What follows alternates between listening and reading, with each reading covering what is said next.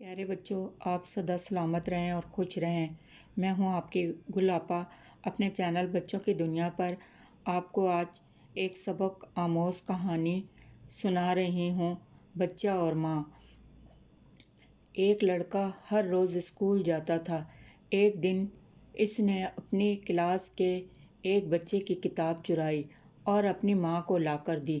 ماں پر فرض تھا کہ اس کو اس بات سے منع کرتی، مگر اس نے نصیحت کے بجائے اس کو پیار کیا اور گلے سے لگایا اور کھانے کو ایک سیب بھی دیا۔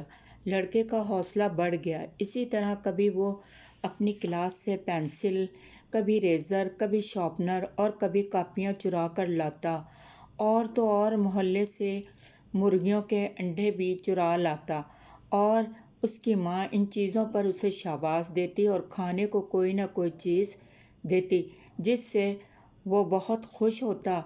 اسی طرح وہ لڑکا بڑا ہو گیا اور چوری ہی کو اس نے اپنا پیشہ بنا لیا۔ ہمیشہ چوری کرتا اور چیزیں ماں کو لا کر دیتا۔ ایک مرتبہ اس نے بڑی ڈکیتی کی اور پکڑا گیا۔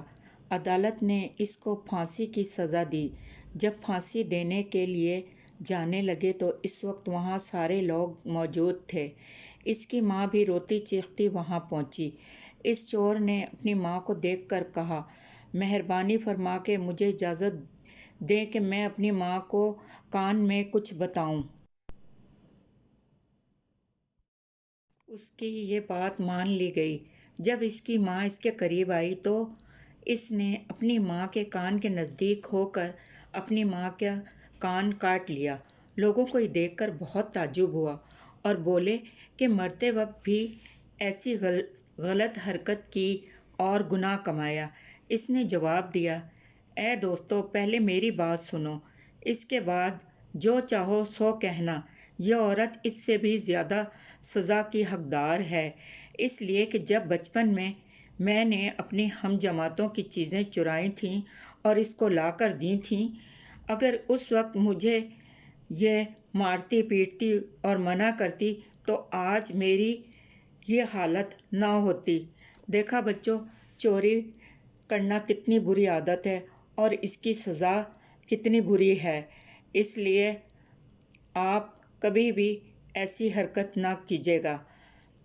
آج جمعہ ہے، آپ کو جمعہ بہت بہت مبارک ہو، اور جمعے کی آپ نے آج سب کے لیے دعائیں کرنی ہیں، اپنے ماں باپ کے لیے، اپنے بہن بھائیوں کے لیے، اپنے تمام رشتہ داروں اور ہمسایوں کے لیے اچھی اچھی دعائیں مانگیے گا۔